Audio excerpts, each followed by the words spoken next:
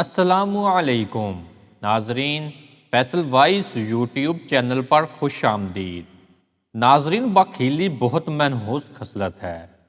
بخیل مار رکھتے ہوئے کھانے پینے، پہننے اوڑھنے، وطن اور سفر، ہر جگہ، ہر حال میں، ہر چیز میں، ہر قسم کی تکلیفیں اٹھاتا ہے اور ہر جگہ ذلیل ہوتا ہے، اور کوئی بھی اس کو اچھی نظر سے نہیں دیکھتا۔ رسول اللہ صلی اللہ علیہ وآلہ وسلم نے فرمایا ہے کہ سخی اللہ سے قریب ہے، جنت سے قریب ہے، انسانوں سے قریب ہے، جہنم سے دور ہے، اور بخیل اللہ سے دور ہے، جنت سے دور ہے، انسانوں سے دور ہے، اور جہنم سے قریب ہے۔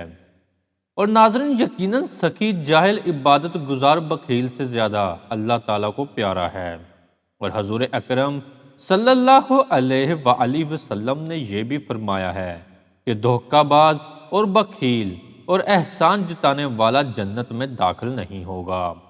اور یہ بھی حدیث میں آیا ہے کہ دو خصلتیں ایسی ہیں جو دونوں ایک ساتھ مومن میں اکٹھے جمع نہیں ہوں گی، ایک کنجوسی، دوسری بد اخلاقی۔ ناظرین، حدیث شریف کا مطلب یہ ہے کہ دونوں خصلتیں بری ہیں، اور یہ دونوں بری خصلتیں مومن میں ایک ساتھ نہیں پائی جائیں گی۔ مومن اگر بخیل ہوگا تو بد اخلاق نہیں ہوگا، اور اگر بد اخلاق ہوگا تو بخیل نہیں ہوگا۔ اور اگر تم کسی ایسے منحوس آدمی کو دیکھو کہ وہ بخیل بھی ہے اور بد اخلاق بھی ہے، تو سمجھ لو کہ اس کے ایمان میں کچھ فطور ضرور ہے، اور یہ کامر درجے کا مسلمان نہیں ہے۔ ناظرین، حضرت امام غزالی رحمۃ اللہ علیہ نے فرمایا ہے کہ کنجوسی ایک ایسا مرض ہے کہ اس کا علاج بے حد دشوار ہے۔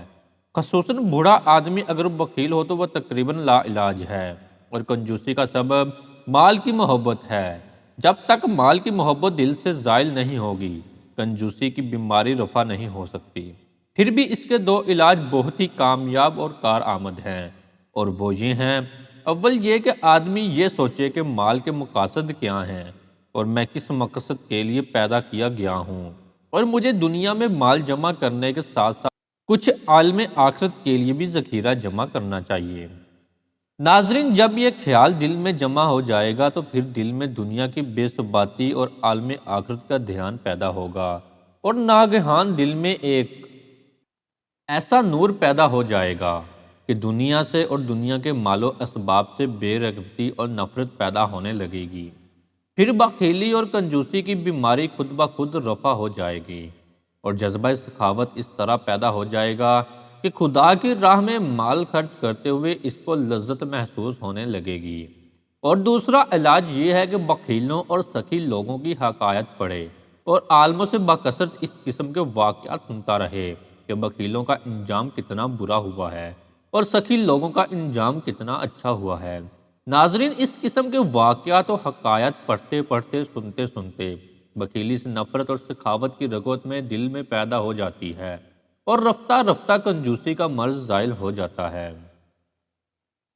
ناظرین، تکبر شیطانی خسرت اتنی بڑی اور اس قدر تباہکن عادت ہے کہ یہ بھوت بن کر جس شخص کے سر پر سوار ہو جائے، سمجھ لو اس کی دنیا و آخرت کی تباہی یقینی ہے۔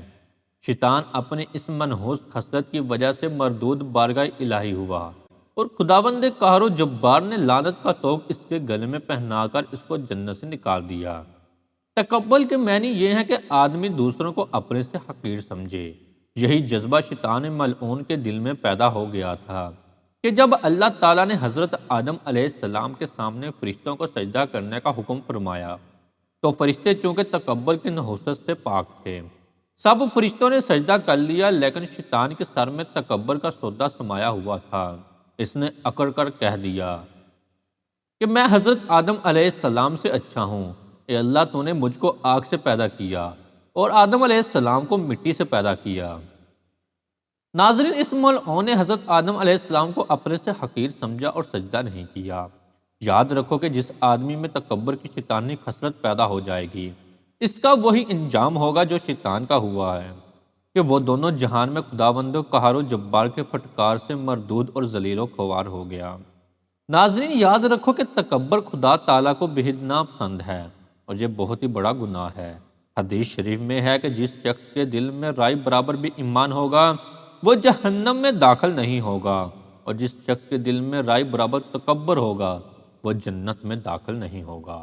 ایک دوسری حدیث میں آیا ہے کہ میدان محشر میں تکبر کرنے والوں کو اس طرح لایا جائے گا کہ ان کی صورتیں تو انسانوں کی ہوں گی مگر ان کے قد چونٹیوں کے برابر ہوں گے اور ذلت و رسوائی میں گرے ہوئے ہوں گے، اور یہ لوگ گھسیٹتے ہوئے جہنم کی طرف لائے جائیں گے اور جہنم کی اس جیل خانہ میں قید کر دیے جائیں گے جو تمام آگوں کو جلا دے گی، جس کا نام نار الانیار ہے، اور ان لوگوں کو جہنمیوں کا پیپ پلایا جائے گا۔ ناظرین، کان کھول کر سن لو کہ تم لوگ جو کھانے، کپڑے، چال چلن، مکان، سامان، تہذیب و تمدن، مال و دولت، ہر چیز میں اپنوں کو دوسروں سے اچھا اور دوسروں کو اپنے سے حقیر سمجھتے رہتے ہو۔ اس طرح بعض علماء اور بعض عبادت گزار علم و عبادت میں اپنے آپ کو دوسروں سے بہتر اور دوسروں کو اپنے سے حقیر سمجھ کر اکڑتے ہیں۔ یہی تکبر ہے۔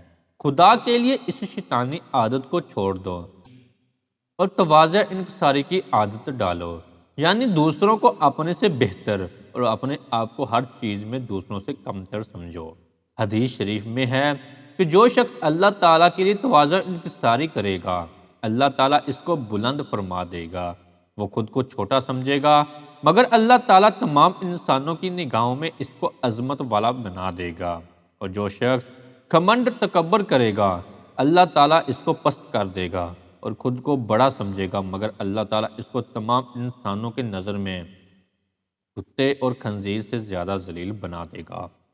ناظرین، گھمنڈ اور تکبر کا علاج یہ ہے کہ غریبوں اور مسکینوں کی صحبت میں رہنے لگے اور ان لوگوں کی خدمت کرے، تواضع انکسار کا طریقہ اختیار کرے اور اپنے دل میں یہ ٹھان لے کہ میں ہر مسلمان کی تعظیم اور اس کا اعزاز و اکرام کروں گا، خواہ اس کے کپڑے کتنے ہی میلے کیوں نہ ہوں، میں اس کو اپنے برابر بٹھاؤں گا اور ہر وقت اس کا دھیان رکھوں گا کہ خداوند کریم کا شکر ہے کہ مجھ کو اس نے دوسروں سے اچھا بنا دیا ہے، لیکن وہ جب چاہے مجھ کو سارے جہاں سے بدتر بنا سکتا ہے۔ اپنی کمتری اور کوتاہی کا خیال اگر دل میں جم گیا تو تکبر کا بھوت لاکھوں کوس دور بھاگ جائے گا۔ ناظرین، ہماری آج کی ویڈیو آپ کو کیسی لگی؟ لائک اور کمنٹ کر کے ضرور بتائیے گا۔ ملتے ہیں اپنی اگلی نئی ویڈیو میں، تب تک اپنا بہت سارا خیال رکھیے گا۔ اللہ حافظ۔